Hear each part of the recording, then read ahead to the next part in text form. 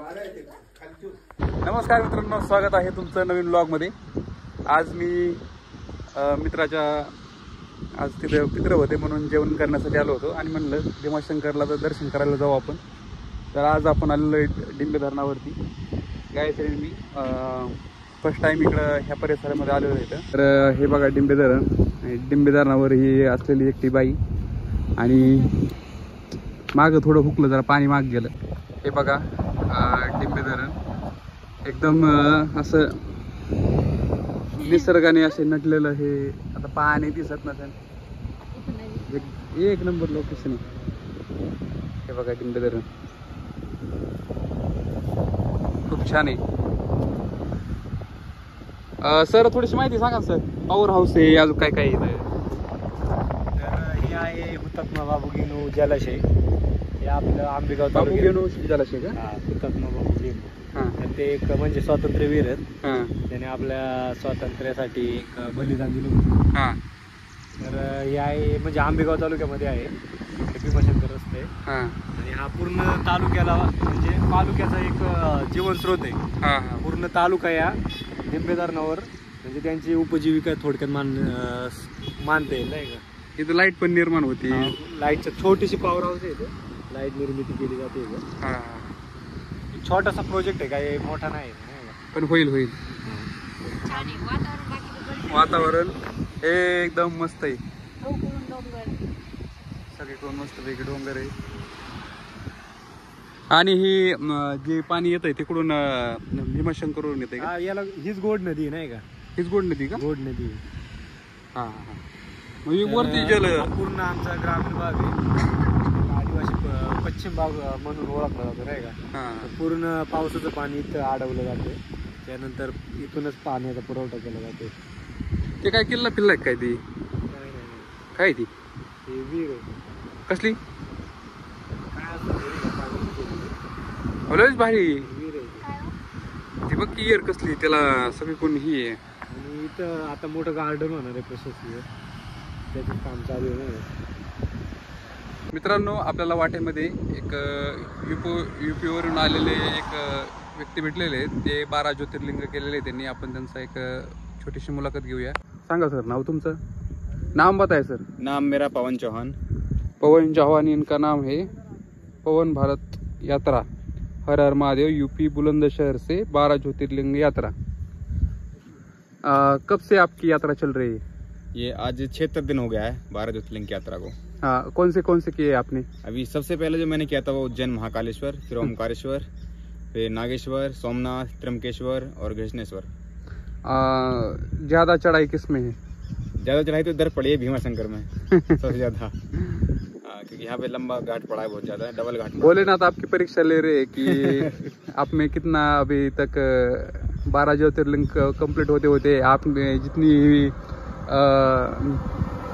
मेपना है, अपना अहंकार है, वो सब खत्म करेंगे और अपना दर्शन देंगे। जी जी बिल्कुल ऐसा उनका है।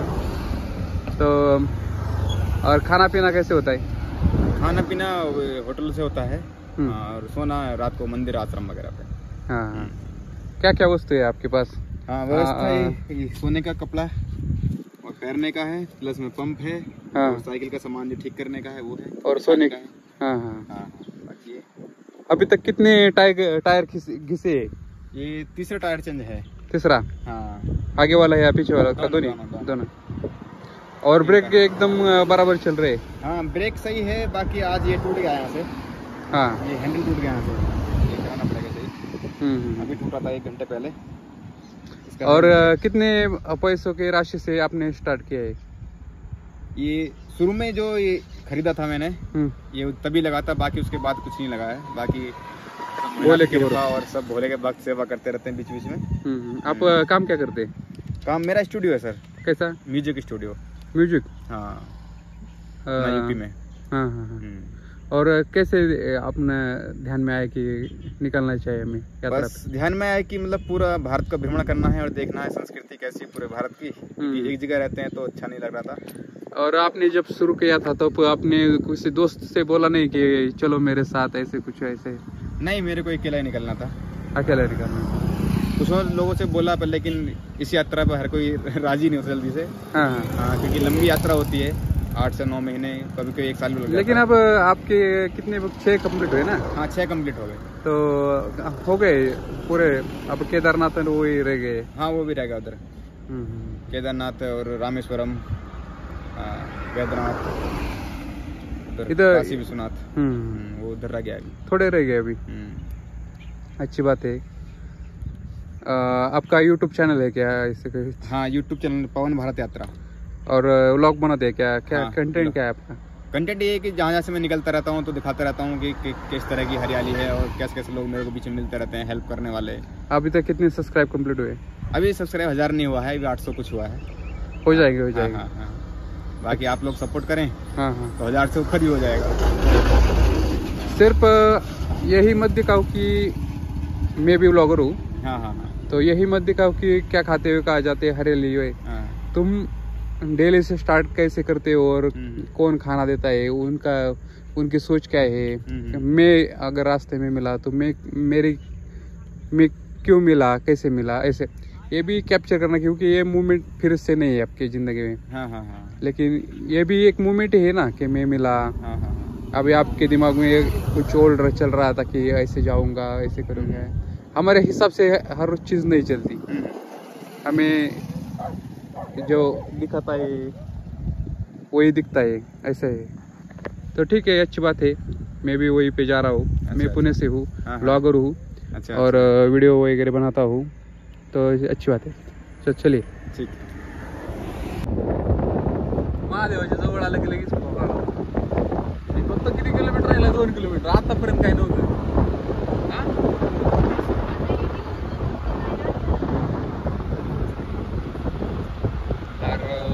काय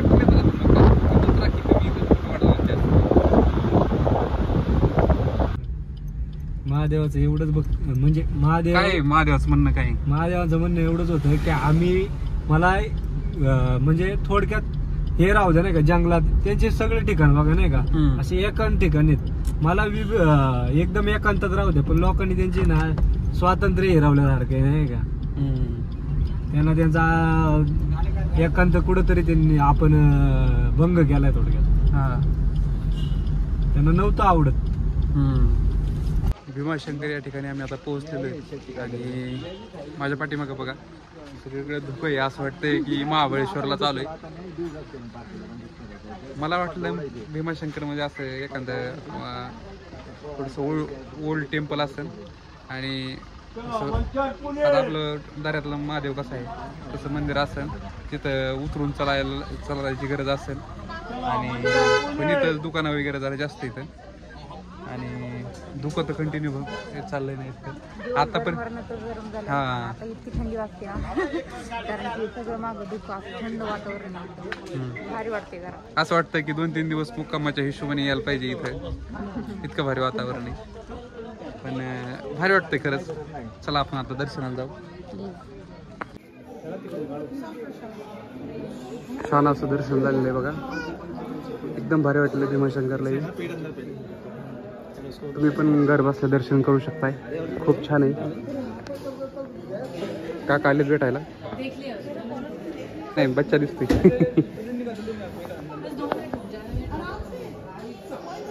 मित्रांनो हे बघा, इथं भीमा नदीचा उगम झालेला आहे असं सर सांगतायत आपल्याला. सर नेमकं कसं काय झालेलं आहे सांगा बरं. इकडून पाणी आलं?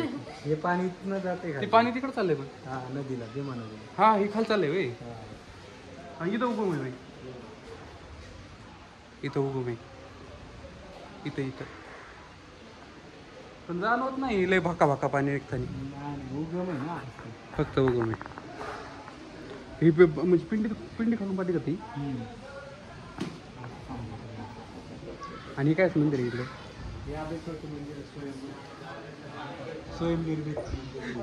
हे बघा भीमा नदीचा उगम.